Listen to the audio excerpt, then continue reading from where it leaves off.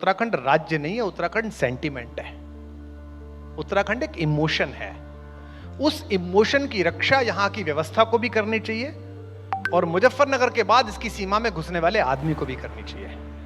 उसको इसमें ऐसे प्रवेश करना चाहिए जैसे मंदिर में जाता है, क्योंकि मेरे भगवान यहां बैठे हुए हैं, मेरी गंगा यहां से निकलती है, मेरी यमुना यहां से निकलती है। और एक शब्द है माया, आता ना माया माया माया। एक रावण है और एक राम है। एक शब्द है मायावी, वो रावण है, और एक है मायापति, माया के स्वामी, वो राम है। आर्टिफिशियल इंटेलिजेंस माया है। अगर इस माया को अपने अस्तित्व में मिलाकर अपनी पर्सनल लस्ट पूरा करने की कोशिश करोगे तो ये रावण बनाएगी जिसका मरना तय है। और जगत के कल्याण के लिए इस माया को अपने हाथ में लेकर सुशासन स्थापित करने के लिए, जगत में समरसता स्थापित करने के लिए, संतों की सुरक्षा स्थापित करने के लिए करोगे तो आप मायापति कहलाओगे, राम कहलाओगे। और विश्व को एआई के खतरों से अगर कोई देश बचा पाएगा आप और मैं रहे तो ये देश बचा पाएगा। क्योंकि जो एआई का गुब्बारा है, इसको जिस जगह एंकर डालना है उस आध्यात्मिक चेतना का नाम भारत का विचार है। खर और दूषण आए मारने के लिए 5-5 हजार आदमी लेके, आप सबने पढ़ी होगी कहानी। उसमें खर दूषण ने एक स्ट्रेटेजी बनाई। उन्होंने 5-5 हजार सैनिकों को, 5 हजार को राम जी का चेहरा और 5 को लक्ष्मण जी का चेहरा दिखा दिया और कहा ये चेहरे का जो आदमी मिले एक साथ टूटना। यही तो हुआ था। अब वो दोनों भाई अकेले हैं, आदमी आए 10,000। ये क्या है? ये एआई है। This is AI. और राम पहले ही विश्वामित्र के यहां रह के एआई की डिकोडिंग सीख चुके हैं, क्योंकि उस समय की 2 सबसे बड़ी साइंटिफिक लैब थी, उत्तर में विश्वामित्र की और दक्षिण में अगस्त की, और दोनों ही अपने सर्वश्रेष्ठ शिष्य के रूप में सारी शिक्षा उन्हें दे चुके हैं। तो राम जी ने युद्ध नहीं किया, राम जी ने एक पाम से कोडिंग बदली, केवल एक बाण काटी सब माया, और उनको एक दूसरे के चेहरे में राम दिखने लगा और दोनों सबने एक दूसरे को कट कट के मार दिया। और बाद में एक सिंगल शॉट तीर छोड़ा जो 2 तरफ निकलता था, उसमें खरदूषण मर गए। थैंक यू वेरी मच, शाम हो गई आराम से। ये एआई की काट है, ये भारत ही पैदा कर सकता है, उसकी स्पिरिचुअल अवेकनिंग ही पैदा कर सकती है। इसलिए जितने भी क्रिएटिव लोग हों उनको निवेदन है कि एआई को अपनी कल्पना शक्ति को बंधक मत बनाने देना। आपने जो हासिल किया है, जो अचीव किया है, वो कम बिल्कुल भी नहीं है, और आप उसको थोड़ा सा, जिसे कहते हैं ना, स्लाइटली सेल्फ डेप्रिकेटिंग एटीट्यूड, वो ठीक रहता है क्योंकि उससे ईगो कंट्रोल में रहती है। नहीं, ऐसा बिल्कुल भी नहीं है। अच्छा, मुझे पूरी पता है मेहनत कितनी हुई है। पर मेरा मानना यह है कि 850 करोड़ लोग हैं दुनिया में। उनमें से 200 करोड़ हिंदी जानते बोलते हैं। एक तो पहले तो उनमें औकात आपकी कितनी है कि उनमें कितने जानते हैं आपको? 20 करोड़, 30 करोड़। वो क्या है, कितना परसेंटेज है? और ये केवल इस वक्त का है। दुनिया तो चल रही है हजारों साल से, तो 1000 साल बाद आप कहां हैं? तो इसलिए ये सोचना कि आपने कुछ महान कर दिया है, आपने कुछ ऐसा अद्भुत कर दिया जो पहले कभी नहीं हुआ था, ये दुनिया सोचे तो सोचे, आपको नहीं सोचना चाहिए कभी भी। क्योंकि आप ही खुद करें और आप ही खुद तय करें कि आपने क्या किया है, तो फिर ये क्या करेंगे जो बैठे हैं, और वो क्या करेगा जो बैठा है? उसको तय करने दीजिए, वो तय करेगा। डॉक्टर विश्वास, आप ये देखें, टॉपिक है pride before progress, Uttarakhand cultural awakening. इससे जुड़ा हुआ मैं एक सवाल आपसे पूछना चाहता हूँ। विकास हो, सरकारें भी इसीलिए चुनी जाती हैं कि वो कितना विकास कर रही हैं। घर में भी एक बाप अपने बेटे से यही सवाल पूछता है कि कितनी तनख्वाह बढ़ी, विकास हो रहा है या नहीं। घर में गाड़ी का मॉडल बढ़ रहा है, विकास हो रहा है या नहीं। लेकिन इससे पहले गौरवान्वित महसूस करना और गर्व महसूस करना, ये है शीर्षक। तो मैं आपसे जानना चाहता हूं कि किसी चीज को, गर्व को पहले रखना विकास से, इसको आप जरूरी मानते हैं या नहीं? 1000 साल गुलाम रहे। गुलामी का मतलब यह है कि 2 तरह के हमले होते हैं। एक शारीरिक हमला होता है, आदमी तोप लेके घुसता है, तलवार लेके घुसता है। दूसरा हमला होता है कि आदमी कल्चर लेके घुसता है, और जो जीत जाता है उसका सब कुछ अच्छा था। जैसे पार्टियों में भी होता है ना, कि जो जीत गई पार्टी सरकार में आ गई तो बहुत सबसे अच्छा है, जो विपक्ष में हो उसमें कीड़े हैं। जैसे बजट पास होता है तो हमको पहले ही पता होता है क्या बोलेंगे। सत्ता पक्ष वाले कहेंगे कि इससे बढ़िया बजट पृथ्वी पे बना नहीं था, ये पहली बार बना है, मास्टर स्ट्रोक है। और विपक्ष वाले बोलेंगे कि ये गरीब विरोधी, जन विरोधी, दलित विरोधी बजट है, एंटी फार्मर। हाँ, वो किसान छूट गए उसमें बेचारे।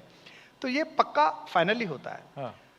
तो हमारे को सबसे बड़ा नुकसान डिफीट में जो हुआ वो जो शुरुआती इन्वेजन थे उसमें रिलीजियस नुकसान हुआ, काफी बड़ा नुकसान हुआ, लेकिन जो कल्चरल नुकसान हुआ वो अंग्रेजों की जीत से हुआ।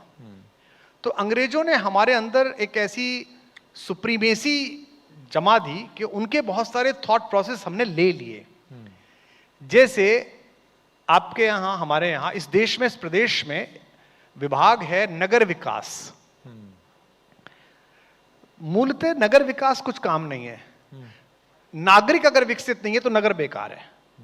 नागरिक ही विकसित नहीं है आपका, उसको नगर में चलने की तमीज पता नहीं है, उसको कूड़ा डालने की तमीज पता नहीं है, उसकी कोई कल्चर पैदा नहीं हुई है। मैं जापान गया 2007 में या 8 में, तो वो नेताजी सुभाष के जहां कुछ सामान रखे हुए रिम टेम्पल, वहां जाने के लिए मैंने वहां की ट्रेन पकड़ी।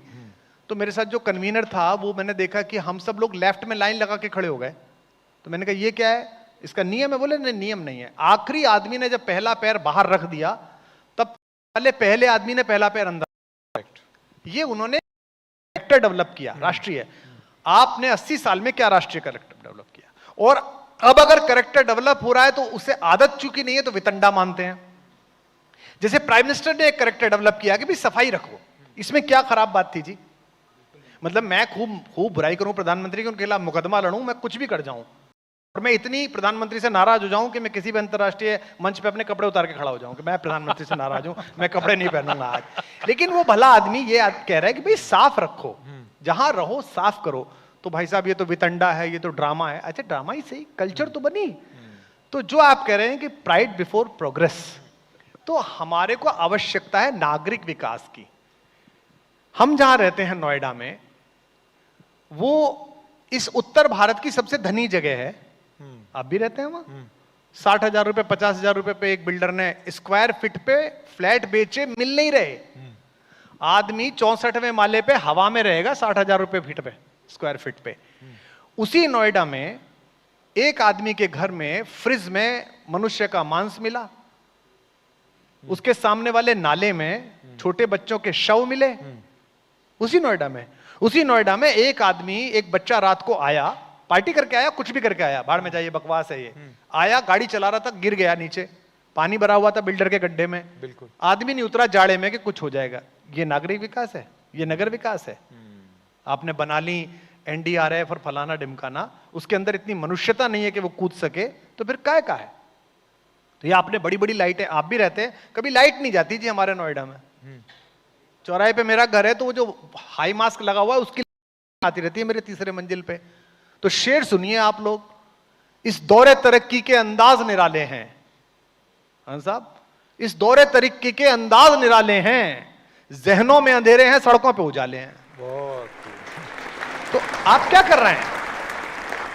आपने जो सबसे, उत्तराखंड को जो सबसे पहले, जिस विषय पर हम बैठे हैं, बॉस उत्तराखंड राज्य अभी बना 25 वर्ष पहले, पर उत्तराखंड राज्य नहीं है, उत्तराखंड सेंटीमेंट है। उत्तराखंड एक इमोशन है। उस इमोशन की रक्षा यहां की व्यवस्था को भी करनी चाहिए और मुजफ्फरनगर के बाद इसकी सीमा में घुसने वाले आदमी को भी करनी चाहिए। उसको इसमें ऐसे प्रवेश करना चाहिए जैसे मंदिर में जाता है, क्योंकि मेरे भगवान यहां बैठे हुए हैं, मेरी गंगा यहां से निकलती है, मेरी यमुना यहां से निकलती है। इसीलिए मैं खुले मंच से कह रहा हूं, सरकार के प्रतिनिधि यहां बैठे हुए हैं, हरिद्वार को, ऋषिकेश को पर्यटन के लिए जागृत मत करिए आप। मुझे चाहिए ही नहीं वह पर्यटक बुलाइए मसूरी में, पर्यटक बुलाइए लैंडोर में। आप ऋषिकेश में बंगी जंपिंग कैसे करा सकते हैं? तभी तो ये हो रहा है कि राफ्टिंग में बैठा हुआ आदमी बियर की बोतल लेके बैठा है। होना यह चाहिए कि मुजफ्फरनगर से बियर पीता हुआ आदमी जैसे ही हरिद्वार सीमा दिखाई दे, वो दारू की बोतल नीचे रख दे, ओ भैया जय जय मां गंगा, हरिद्वार आ गया भैया। उसके अंदर ये इमोशन पैदा हो, और ये इमोशन तभी पैदा होगा जब उत्तराखंडी होने का, उत्तराखंड में आने का नागरिक बोध यहां आने वाले व्यक्ति को रहेगा। वो किसी धर्म का हो, वो किसी जाति का हो, यहां घुसा है तो यहां के व्यवहार के साथ काम करे। जैसा यहां ये प्रदेश चलता है, जो इसकी परंपरा है, जो इसकी मान्यता है, उसका काम करे। मुझे उन लोगों पे बड़ी दया आती है, बुरा मत मानिएगा, जो सुदूर हर्षिल के रास्ते में जो ढाबा पड़ता है उस पे भी पिज्जा खाते हैं। अबे ये तो तू नोएडा में ही खा रहा था, यहां तो गहत की दाल खा, यहां तो चौलाई का साग खा, यहां तो पहाड़ का रायता पी।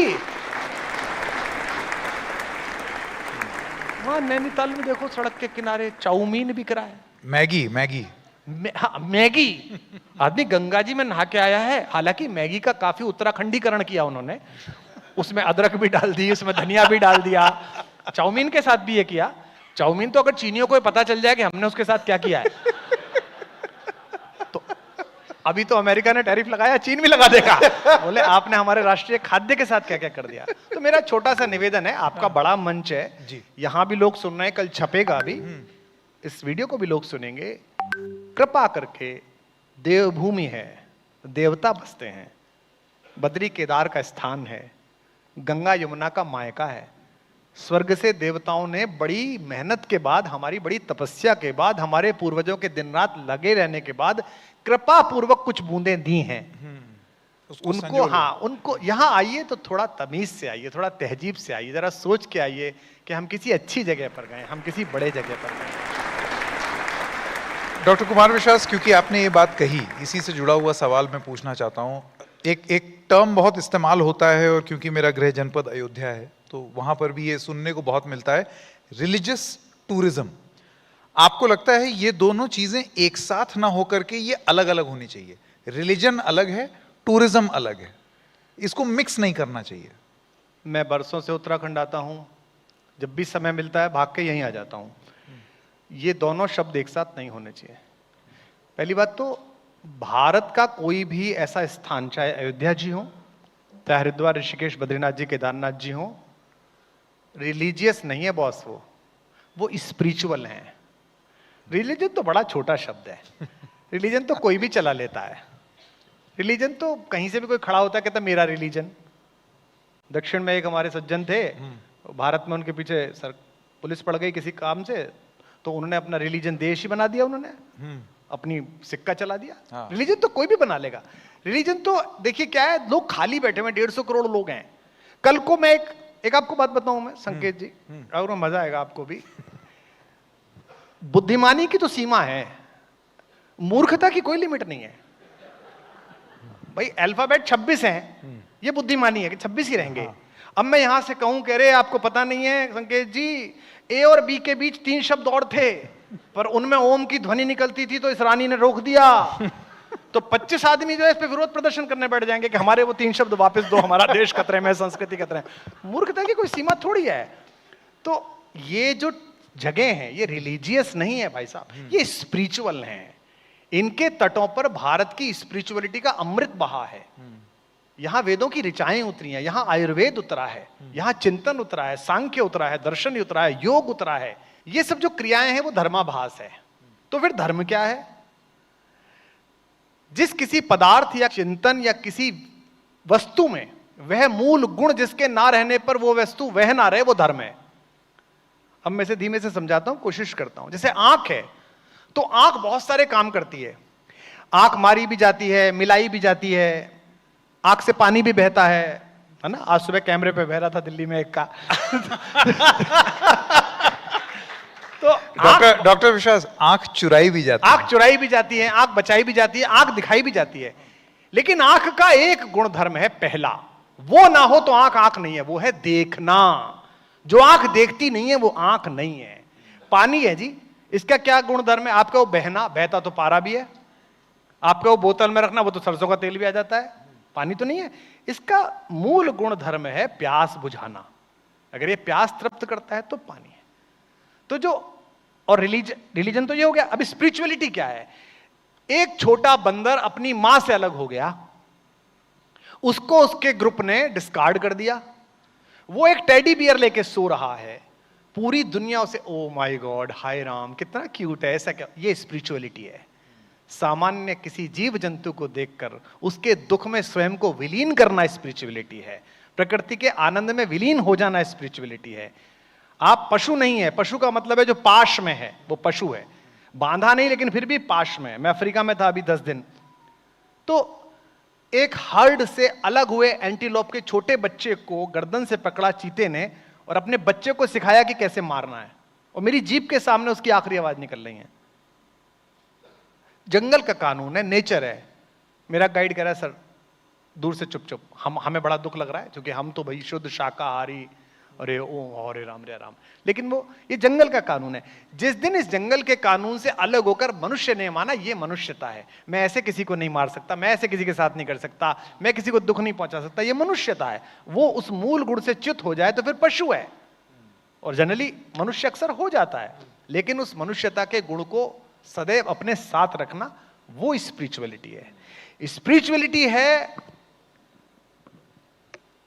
किसी देश के बारे में बुरा नहीं कह रहा, मेरी बेटियां बाहर पढ़ी तो मैं गया उनके कन्वोकेशन में।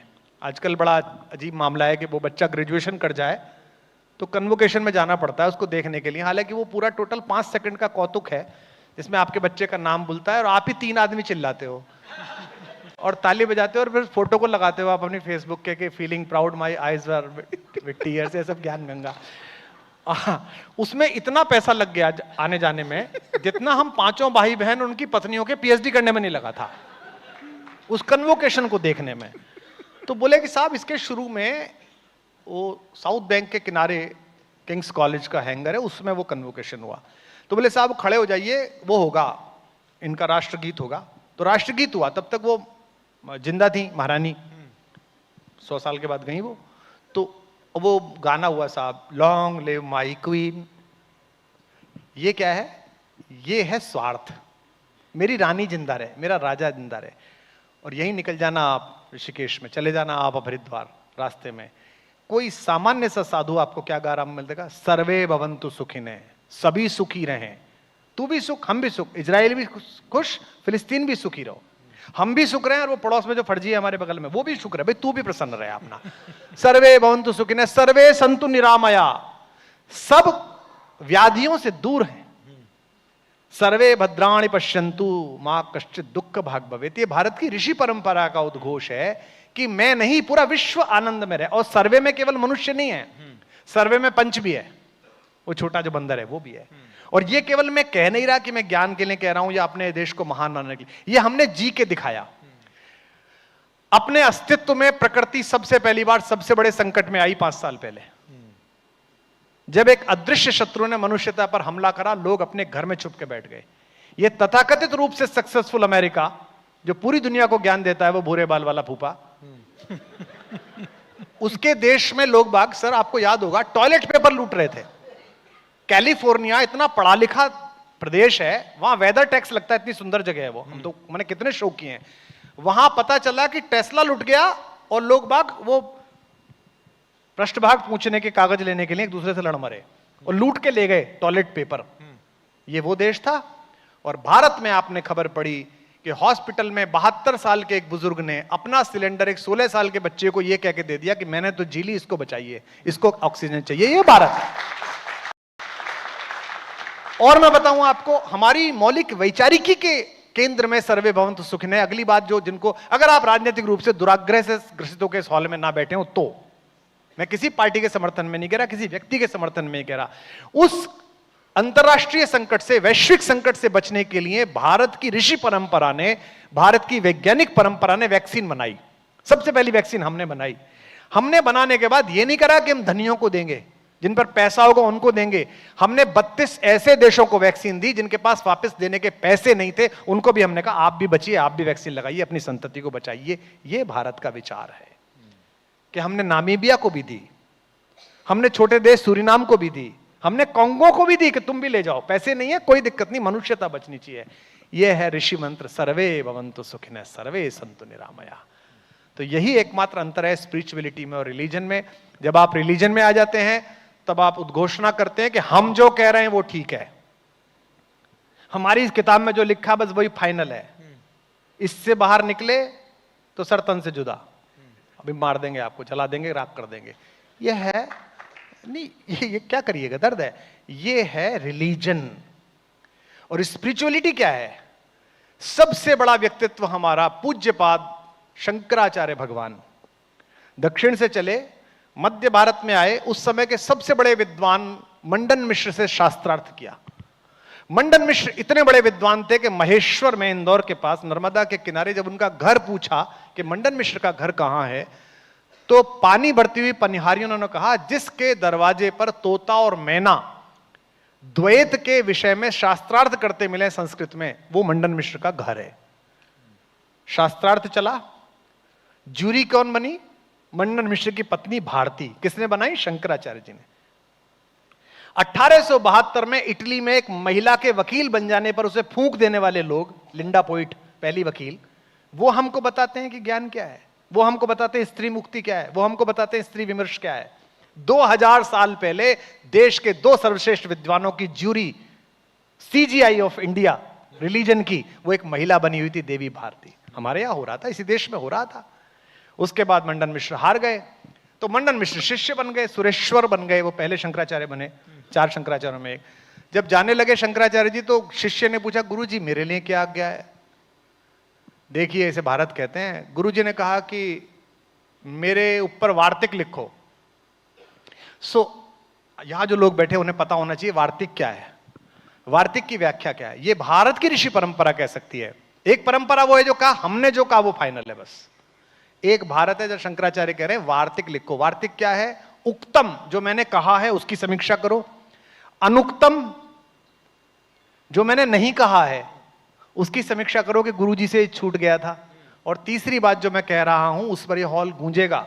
जो भारत का ऋषि साहस करता है, उक्तम, अनुक्तम, दुरुक्तम च वार्तिक। और अगर मैंने कुछ गलत कर दिया बेटा तो उसकी समीक्षा करो कि गुरुजी आपने गलत बोल दिया। ये भारत है। यह निरंतर परिशोधित परंपरा का नाम भारत है। भारत नामक विचार, भारत नामक संस्कृति, जिसे सनातन धर्म और संस्कृति आप कहते हैं, वो किसी जोहड़ का सड़ा हुआ तालाब का जल नहीं है जिसमें काई जम गई है, जिसमें केंचुए मर गए हैं, जिसमें जमाने भर के जानवर नहा रहे हैं, जिसमें से बदबू आ रही है। नहीं, ये गंगोत्री से निकला हुआ जल है जो पूरे रास्ते का कल्मश धोता हुआ अंत में चेतना के गंगा सागर में विलीन होता है। उसका नाम भारत है। उस विचार का नाम भारत है। कविता प्रासंगिक कैसे हो, ये आपके लिए कितना जरूरी है, कंटेम्प्रेरी बनाना पोएट्री को? देखिए, 2 शब्द हैं कि यूनिवर्सलिटी है, कंटेम्प्रेरी है। जनरली लोगों को लगता है कि जो कंटेम्प्रेरी है वो यूनिवर्सल नहीं है, ऐसा लगता है। लेकिन आप दुनिया के सबसे महान कवियों को देखिए, भारत में देखिए, भारत में सर्वकालिक महान कवि एक है और वो दुनिया का सबसे बड़ा कवि मानता हूं मैं। इसलिए मानता हूं कि दुनिया में हर कवि को पढ़ने का टाइम है, दोपहर को पढ़ो, रात को पढ़ो, सो जाओ। एक ही कवि है जो विश्व में 24 घंटे पढ़ा जाता है। यहां रात हो जाती है तो कैलिफोर्निया में गाना शुरू कर देते हैं उसे लोग बाग। और एक ही कवि है जिसकी कविता की किताब वहां रखी जाती है ना भगवान रखा जाता है। एक ही कवि है जिसकी कविता की किताब को कितने भी प्रोग्रेसिव हो जाओ, टॉयलेट से आने के बाद नहीं छू सकते, हाथ धो के तब छूओगे। उसका नाम है तुलसीदास, गोस्वामी तुलसीदास। अकेला कवि है, विश्व का महाकवि। उससे बड़ा कोई कवि होंगे हमने ना पढ़े होंगे, पर हमारी दृष्टि से नहीं गुजरा। वो कंटेम्प्रेरी कवि है। वो अकबर के समय में रहकर ये कविता लिख रहा है। वो राम राज्य की अवधारणा ये कह के नहीं लिख रहा है, वो राम का चरित्र गढ़ रहा है। इसलिए नहीं गढ़ रहा कि उसे राम कथा कहनी है, इसलिए उसे पता है कि अकबर की तोपों के सामने और अकबर जैसी प्रवृत्ति की तोपों और तलवारों के सामने भारतीय युद्ध क्षमता का पौरुष थक गया है। अब इसको च्यवनप्राश कैसे मिले? ये इसके अंदर जामवंत की तरह बल कौन जगाए कि तुम तो हनुमान हो, मार सकते हो। तब उन्होंने राम के नैरेटिव को खड़ा किया है। जब विदेशी आक्रमण भारत में आया, शक आए, हूण आए, कुषाण आए, चंगेज आए, तुर्क आए, रोहेले आए, खिलजी आए, हम लड़े, वो लड़े, कभी वो जीते कभी हम हारे, ज्यादातर हम हारे, क्योंकि उनके हथियारों का जवाब हमारे हथियारों पर उतना ताकतवर नहीं था।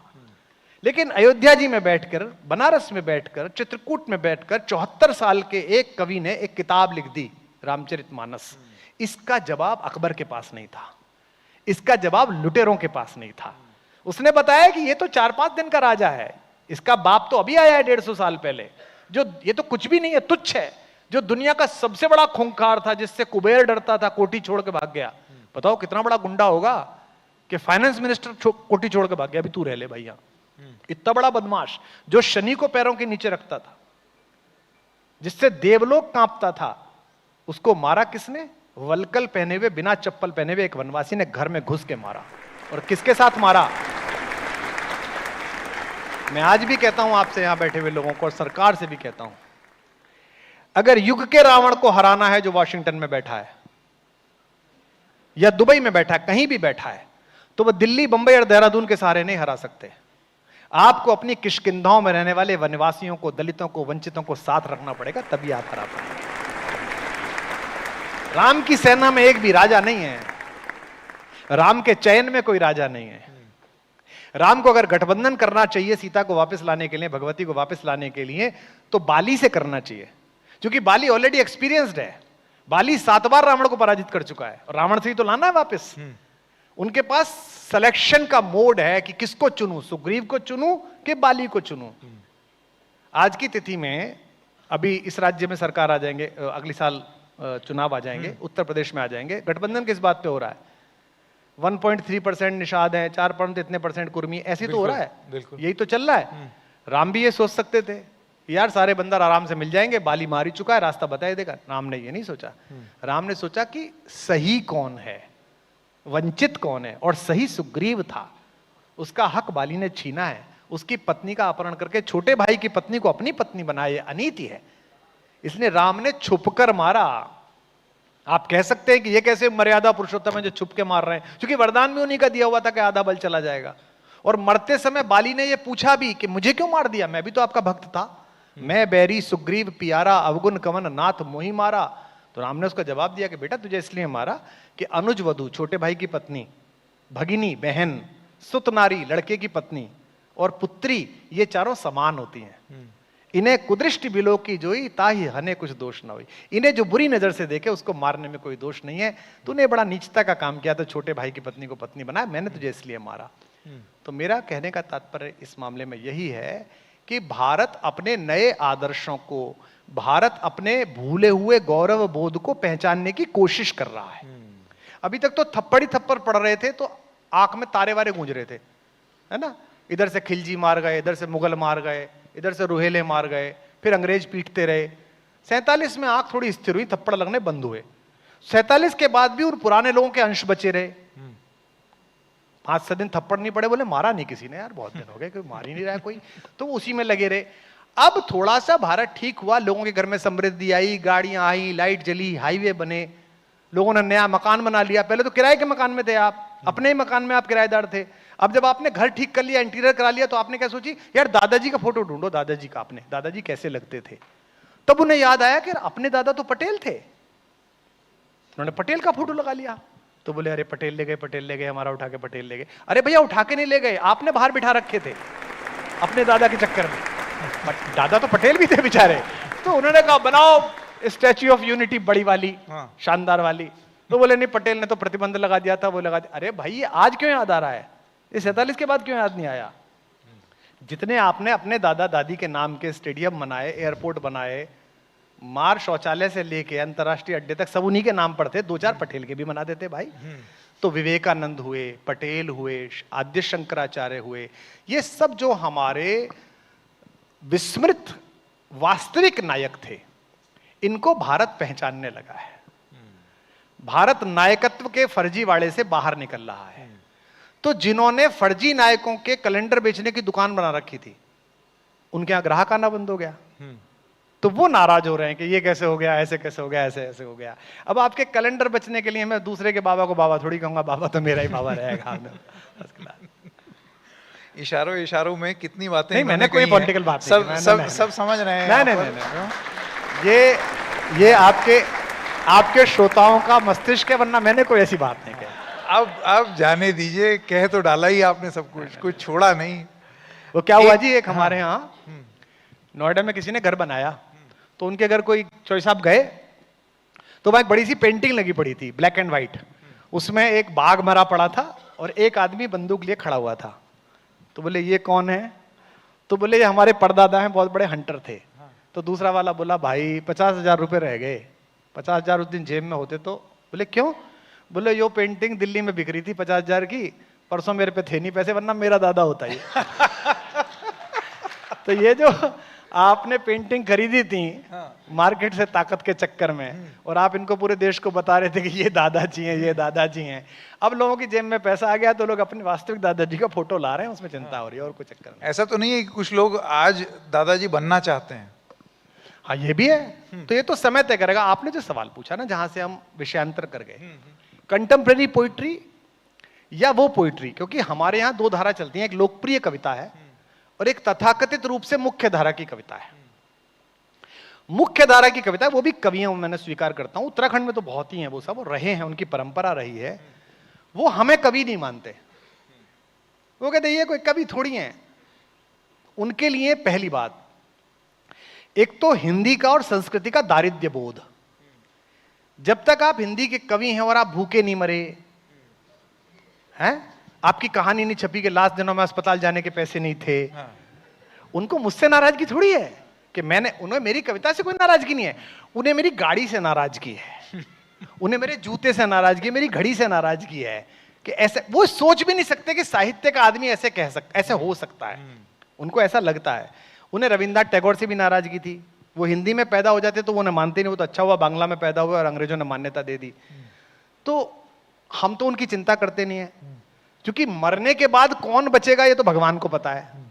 तो जीते जी तो मजा लें, जनता भी मिले, पैसा भी मिले, मान्यता भी मिले, सब कुछ मिले, और वो हमें सरकार से नहीं चाहिए, किसी सरकार से नहीं चाहिए, किसी सरकार से कोई मान्यता नहीं चाहिए।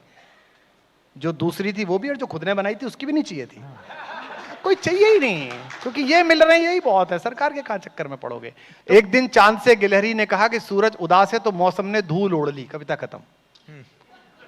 अब आप समझो कि ये क्या है। जो जितनी समझ में ना आए वो उतनी मुख्य धारा, और वो पूरी एक बटालियन मौजूद थी। दुर्भाग्य क्या हुआ, भारत की नीति 47 के बाद जिन लोगों ने बनाई थी उनमें अधिकांश लोग गुलाम भारत से बाहर पढ़ने गए थे, तो उनके मन में एक एहसास कमतरी था। वो लंदन में देखते थे बड़ी सड़क, यहां आते तो सड़क ही नहीं है। वो लंदन में देखते थे ट्रफलगर स्क्वायर पे सामने से आदमी गुजरा, कंधा लग गया, oh my god I am sorry, are you good. और भारत में साइकिल बढ़ गई, देख के ना चल रहा, हाँकना है, तो उनको लग रहा था यार हम गंवार हैं, हम मूर्ख हैं, ये ज्यादा सभ्य हैं। ऐसा नहीं था बॉस। जिनको आप सभ्य कह रहे हो उनकी निर्दयता ने, उनकी नीचता ने और उनकी दूसरों को लूटने की सुनियोजित कोशिश ने इस देश को ऐसा बनाया कि हैजा भी ठीक नहीं कर पाए थे। मतलब ऐसा कोई देश आपने देखा है कि जो आपसे चुरा हुआ सामान आपको ही 20 पाउंड में दिखाए? कोहिनूर आप देखने जाइए, 20 पाउंड लेते हैं वो, और उस पर लिखा क्या है उन्होंने, आप लोग गए होंगे कुछ लोग, उस पर लिखा है gifted by India to her majesty queen. Gifted, भाई गिफ्टेड तो फोटो कहां है? हिंदुस्तान का आदमी, ये नेता लोग कुछ बैठे हैं, ये अस्पताल में केला बांटने जाते हैं।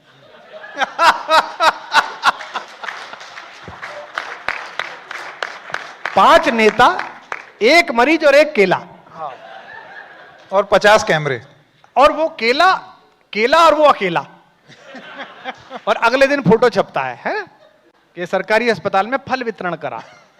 जिस देश का आदमी एक फोटो खिंचवा के डालता हो, तो भाई जब तेरी महारानी को दिया था तो कोई तो फोटो होता कि कोहिनूर आप ले जाओ मैडम।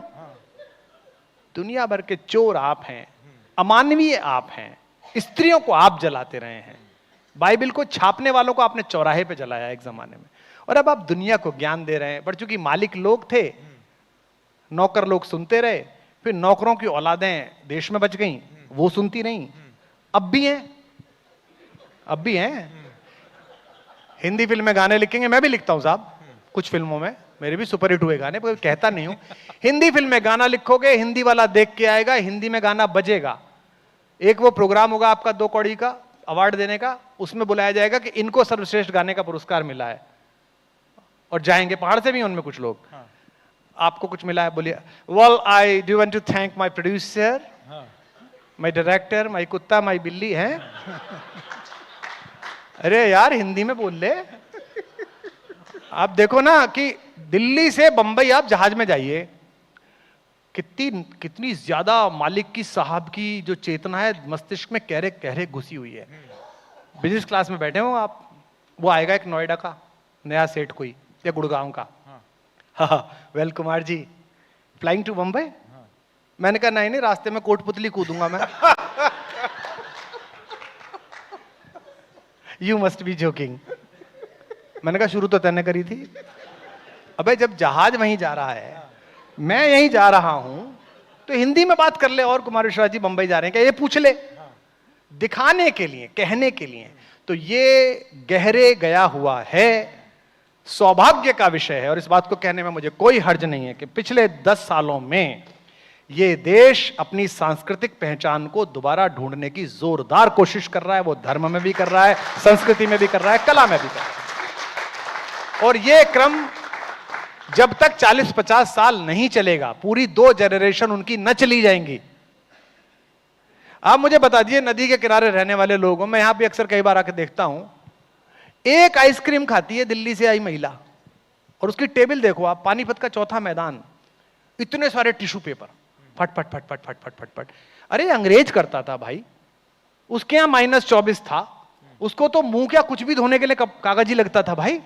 तुम तो नदी किनारे के लोग हो, पानी इस्तेमाल करते हो, जाओ पानी से धो लो। ये पर्यावरण के बारे में सोचो, क्योंकि मालिक अंदर गहरे बिठा गया है, बोलचाल में, खाने में, कहने में, और नौकर उसको फॉलो कर रहा है। तभी तो करते हैं कि प्राइम मिनिस्टर क्या बोल रहा था। एक ने मेरे को कही भी 4 दिन पहले, आपने भाई से भी वीडियो देखी प्राइम मिनिस्टर क्या बोले? मैंने सुन ली, उसकी बात जहाज में मिल गया था। तो वो राष्ट्रीय प्रवक्ता है एक पार्टी का।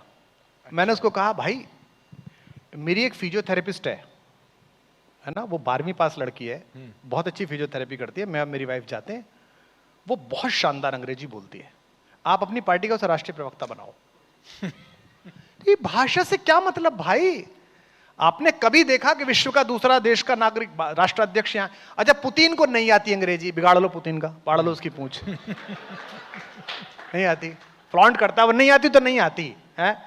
हमको आती, हमसे कह जी चलो हमको तो आती है, पर हम जिस जगह से आए, मेरठ से, मेरठ कमिश्नरी के हम पैदा हैं। डॉक्टर साहब आप तो इतनी अच्छी बोलते हैं, वहां हमारे किससे बोलो ना कि किससे कह दो आप मेरठ का आदमी, कि बोले भाई साहब मेरा प्रोनाउंसिएशन खराब है, तो मेरठ का आदमी क्या कहता है, भाई साहब मेरा भी वही खराब है जो आपका खराब है। उस पे प्रोनाउंसिएशन ही नहीं बोला जा रहा है भाई पे। इस बात पे क्या कर भी तो ना काम देखो। तो ये जो गहरी कुंठा है, जो गहरी आत्मग्लानि है, ये इस देश से खींच के निकालनी पड़ेगी। ये विश्वविद्यालयों में बैठी हुई है, एकेडमियों में बैठी हुई है, हिंदी के सब लोग बैठे, हिंदी समझने वाले बैठे हैं। पहाड़ पे आके अगर आप पहाड़ी नहीं बोलते हैं, पहाड़ का खाना नहीं खाते हैं, पहाड़ को जीते नहीं है, पहाड़ का संगीत नहीं पता है, तो फिर आप पर्यटन करने के लिए स्विट्जरलैंड चले जाओ, उत्तराखंड मत आओ। इसको ऐसे आपके बिना ही अच्छा है, ये बहुत आप नहीं आओगे तो भी बहुत अच्छा है। अब डॉक्टर साहब मेरा आखिरी सवाल, और अब क्या है कि ये तो फिजा में ही है ये सवाल और ये बात, आर्टिफिशियल इंटेलिजेंस। हम जानते हैं कि चाहे चैट जीपीटी हो, ग्रॉक हो, अब तो उससे होमवर्क भी हो रहा है, उसको दोस्त भी बना लिया गया है। और एक चीज़ जो उसमें बहुत ज़्यादा होने लगी है वो है उससे क्रिएटिव काम करवाना। आप उसमें कमांड लिख दीजिए कि मेरा ऐसा ऐसा मूड है और ऐसी ऐसी कविता लिख दो, और उसके बाद इस पर गाना भी गवा दो इस आवाज़ में। 5 सेकंड के अंदर अंदर सारी चीज़ें हो जाती हैं। ऐसे में डॉक्टर कुमार विश्वास, आप जैसे और लोग अपने आप को कहाँ देखेंगे? आपका काम तो चैट जीपीटी कर देगा, स्टाइल भी कॉपी कर देगा। देखिए, जितना ज्यादा आर्टिफिशियल इंटेलिजेंस आएगी, उतनी ज्यादा इंटेलिजेंस की कीमत बढ़ेगी। क्योंकि आर्टिफिशियल इंटेलिजेंस का पहला स्टेटमेंट ये है कि मैं आर्टिफिशियल हूं। आनंद बख्शी जी का गीत है ना वो, कि सच्चाई छुप नहीं सकती बनावट के उसूलों से, कि वो खुशबू आ नहीं सकती कभी कागज के फूलों से।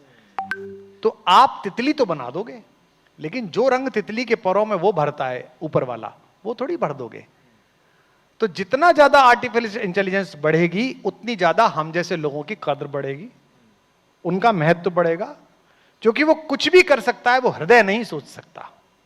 वो शुद्ध मस्तिष्क की उपज है, उसके अंदर सारी भावनाएं फर्जी हैं। आप लिख दीजिए, सुधा मेरी पत्नी का नाम है, 10वीं सालगिरह है, लिख दीजिए आप उसमें, इसकी एक कविता बना के दे दो, वो आपको बना के दे देगा कविता।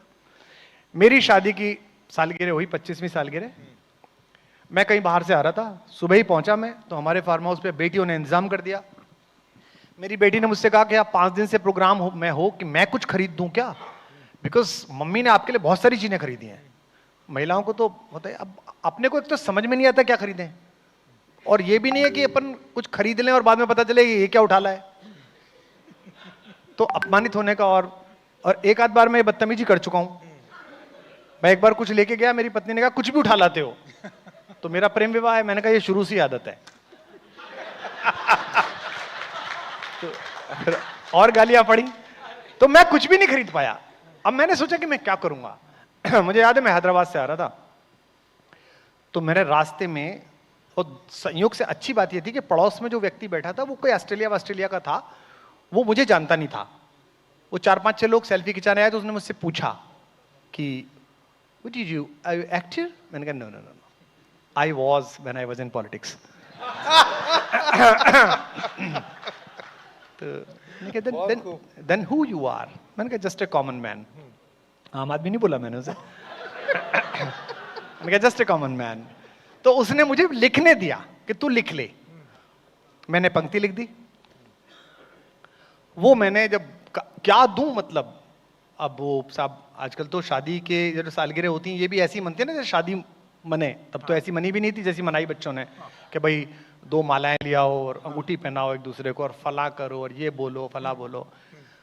तो वहां लोग इकट्ठे हो गए काफी सारे। तो मेरे पे तो क्या था, तो मैंने माइक लिया, वो जो वहां गायक था आया हुआ, उससे कहा भाई मुझे माइक दीजिए, और मैंने उनको बिठाया श्रीमती जी को, और मैंने एक पोइट्री पढ़ी, गा के पढ़ी।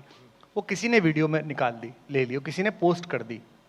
आज भी हिंदुस्तान में हजारों लोग अपनी मैरिज एनिवर्सरी पे उस पोइट्री को पढ़ते हैं, उस पोइट्री को, क्योंकि उसमें वो इमोशन था जो मेरा निजी था, आर्टिफिशियल इंटेलिजेंस लिख ही नहीं सकती थी। जैसे मेरी पत्नी को गाड़ी चलानी नहीं आती। एक बार शुरू में उसने सीखी थी मेरे, अच्छा क्या होता है, भारतीय पति गाड़ी सिखाने के लिए पत्नी को मोटर, जो सिखाने वाला बंदा होता है उसको नहीं बुलाता, खुद सिखाता। हाँ, खुद सिखाता है। उसमें उसको 2 फायदे होते हैं उसके, एक तो क्या है अपनी सुप्रीमेसी दिखाने का वो मिलता है कि देखो मेरे को आती है, दूसरा वो डरा भी रहता है विभिन्न कारणों से, तो खुद ही सिखाए। मैंने सिखाई थी बेचारी पे, उस पर गलत कुछ दबदबा गया तो वो झाड़ में चली गई साड़ी। मैंने कहा क्या बेवकूफ़ी करती है, उसने फेंकी चाबी, बोले तुम धरो। अब उसके बाद कभी गाड़ी सीखी नहीं। फिर एक आध बार मैंने बोला, तो एक दिन हम छत पे खड़े हुए थे, नीचे गाड़ियां खड़ी थी, तो वो उन दिनों सरकार के काम में थी, तो उसकी सरकारी गाड़ी भी खड़ी थी। तो मैंने कहा यार ये 4-4 5-5 गाड़ी खड़ी हैं, तुम गाड़ी चलाना तो सीख लो अब। तो उसने कहा नहीं है तो सही ड्राइवर इतने सारे। मैंने कहा बाय द वे छुट्टी पे चले जाएं, तो उसने कहा है तो सही ड्राइवर, मेरी तरफ देख के कहा। तो मैंने कहा ठीक है। तो इसको मैंने पोइट्री किया कि खुद में खुद भी न ढल पाए तेरे बिना, खुद में खुद भी न ढल पाए तेरे बिना। कविता सुनने का सलीका होता है, समझ में आए ना आए वाह करो। वो सुनने दे कि खुद में खुद भी नहीं, डॉक्टर साहब टाइमिंग के साथ। टाइमिंग जरूरी है, राजनीति में हमारी यही खराब थी। वो भंडारा सबको नहीं फलता, अंदर गए तो पूड़ी खत्म हो गई, बाहर आए तो चप्पल चुर गई। तो बस सुनिए और दाद दीजिए कि खुद में खुद ही न ढल पाए तेरे बिना, एक पल को न कल पाए तेरे बिना, तुझ पे गाड़ी चलाना न आया मगर, तुझको गाड़ी चलाना न आया मगर, मेरी गाड़ी न चल पाए तेरे बिना। ये जो थॉट प्रोसेस है बहुत सारा लंबी थी और काफी सारा लिखा। ये थॉट प्रोसेस आर्टिफिशियल इंटेलिजेंस नहीं ला सकता। आर्टिफिशियल इंटेलिजेंस के शुरू, और मैं आपको बताऊं आखिरी बात इस सवाल की, देखिए जी राम कथा में 2 पात्र हैं और एक शब्द है माया, आता ना माया माया माया। एक रावण है और एक राम है। एक शब्द है मायावी, वो रावण है, और एक है मायापति, माया के स्वामी, वो राम है। आर्टिफिशियल इंटेलिजेंस माया है।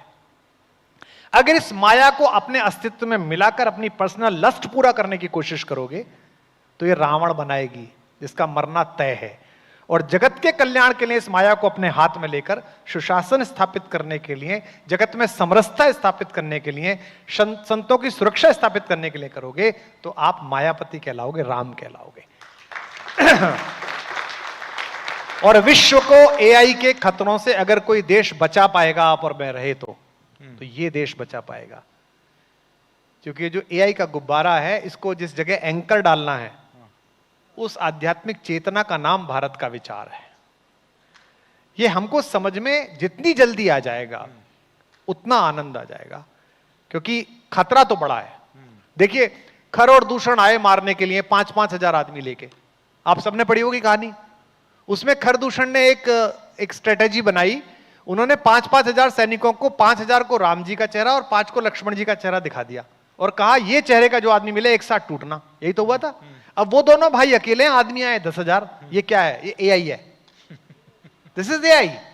और राम पहले ही विश्वामित्र के यहां रह के एआई की डिकोडिंग सीख चुके हैं, क्योंकि उस समय की 2 सबसे बड़ी साइंटिफिक लैब थी, उत्तर में विश्वामित्र की और दक्षिण में अगस्त की, और दोनों ही अपने सर्वश्रेष्ठ शिष्य के रूप में सारी शिक्षा उन्हें दे चुके हैं।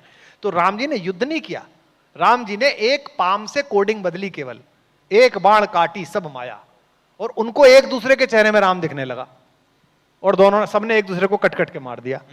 और बाद में एक सिंगल शॉट तीर छोड़ा जो 2 तरफ निकलता था, उसमें खरदूषण मर गए। थैंक यू वेरी मच, शाम हो गई आराम से। ये एआई की काट है, ये भारत ही पैदा कर सकता है, उसकी स्पिरिचुअल अवेकनिंग ही पैदा कर सकती है।